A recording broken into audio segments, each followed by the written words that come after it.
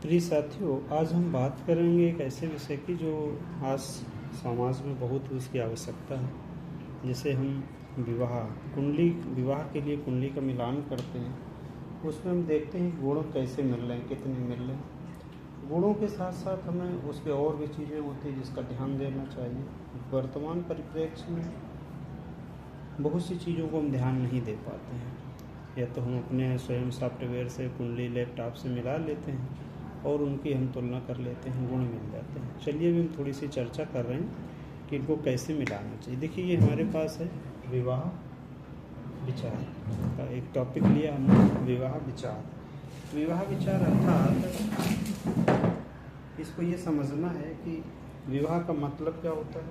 विवाह का मतलब होता है वी प्लस विष्णु प्लस वाहन, यानी कि एक ऐसी उम्र जिस उम्र में हम एक दूसरे के साथी बन सकते हैं, एक दूसरे को ले जा सकते हैं, आपस में सहयोग कर सकते हैं। इसी तरह अंग्रेजी में लिखा गया मैरिज। ये तो अपनी भाषा नहीं है, अंग्रेजों के ही जरूर है ना, उनकी भाषा के अनुसार मैरिज शब्द लिखा गया। चलिए अब इसको मिला लेते हैं। हम देखते हैं इसमें मिलान विधि में 8 गुण मिलाए जाते हैं। क्या क्या मिलाया जाता है? अष्टकूट कहा जाता है। अष्टकूट अर्थात 8 जगह। ठीक है। एक हमारे पास सभी को पता है कि एक जन्म पत्रिका होती है, जन्म पत्रिका में 12 भाव होती है, लेकिन वैदिक मिलान में सिर्फ और सिर्फ चंद्रमा से ही सब कुछ देखा जाता है। चंद्र की राशि से ही सब कुछ मिलाया जाता है। जितना भी कुंडली का मिलान किया जाएगा वो चंद्र की राशि से किया जाता है। तो अब हमें सबसे पहला क्या होता है? वर्ण।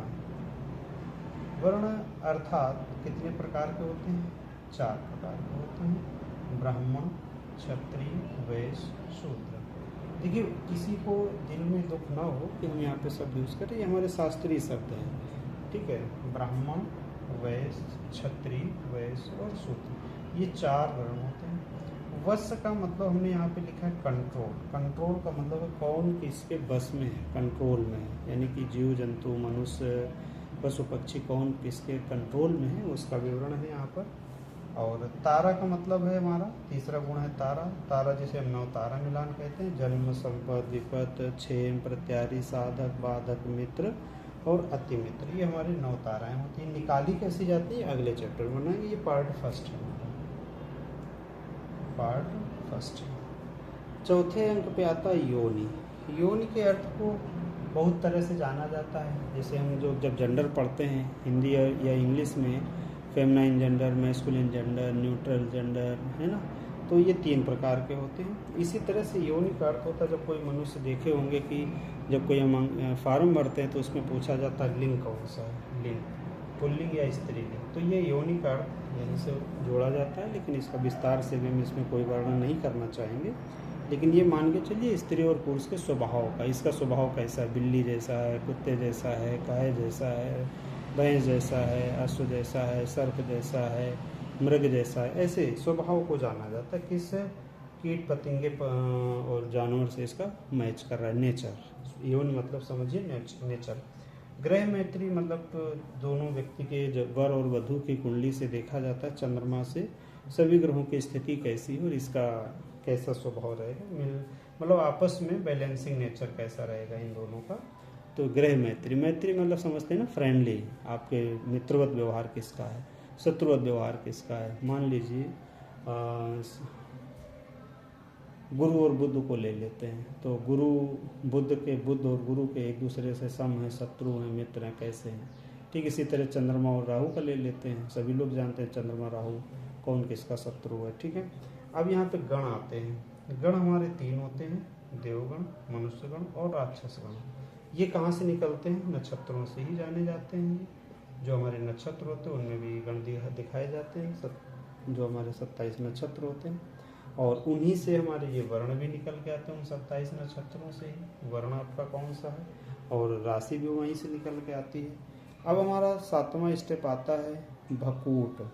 भकूट का मतलब होता है जो हमारा चंद्रमा से चंद्रमा की दूरी कितनी है, 2, 12, 5, 9, 4, 6 कितनी दूरी पर है।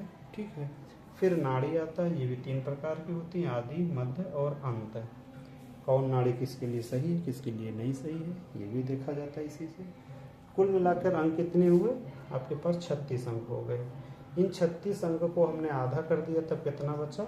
18। 18 अंक को 50% मान लिया गया। 50% को ठीक बोला गया है। तो यहाँ पे दिया गया है कि 16 नंबर अगर याद इन सबों को जोड़ा गया, एक दूसरे में ऐड ऑन किया गया, तब जोड़ा गया 28। अब ऐसे जोड़ लो, 8 7 15, 15 6 21, 15 और 5 ऐसे करके 8 7 15, 15 5 20 21, 21 5 26, 26 4 30 और 30 6 36। इस तरह से ये अंक हो गया। अब यहाँ पे कहा गया कि यदि 16 से 20 अंक मिल जाते हैं तो मध्यम होता है, और 20 से 30 मिल जाते हैं तो वह श्रेष्ठ हो जाता है, और 30 से 36 मिल जाते हैं तो उत्तम हो जाता है। अब उदाहरण एक ले लेते हैं कि आपके अगर मान लो इस श्रेणी में आपका मिलता है, ठीक है, और आपका नाड़ी नहीं मिल रहा है, या नाड़ी मिल गया, योनि नहीं मिल रहा है, या गृह मैत्री नहीं मिल रहा, अब अंक आपके इतने आ गए 20 से 30 के बीच में, तो श्रेष्ठ हो गया। लेकिन जिस अंक को नहीं मिला है, मान लो ये नहीं मिला या ये नहीं मिला, तो ये अंक इस अंक की भरपाई नहीं करेंगे, है ना। मान लो उदाहरण हमने दिया है, नाड़ी को 8 अंक मिल गए, पर योनि या बकूट को 0 अंक मिला, तो नाड़ी के मिले हुए 8 अंक बकूट के ना मिले हुए अंकों की भरपाई नहीं कर पाएंगे। बकूट अपनी जगह काम करता है और नाड़ी अपनी जगह काम करती है, इसलिए चाहे भले कम कम नंबर मिले पर सभी के अंक होने चाहिए। ये एक हमारा औसत दर्जे का मिलान होता है। वीडियो ज़्यादा बड़ा ना हो इसलिए मैं यहीं पर इसको समाप्त करता हूँ, बाकी इसका अगला पार्ट में बनाऊँगा। सभी को मेरा राधे राधे प्रणाम।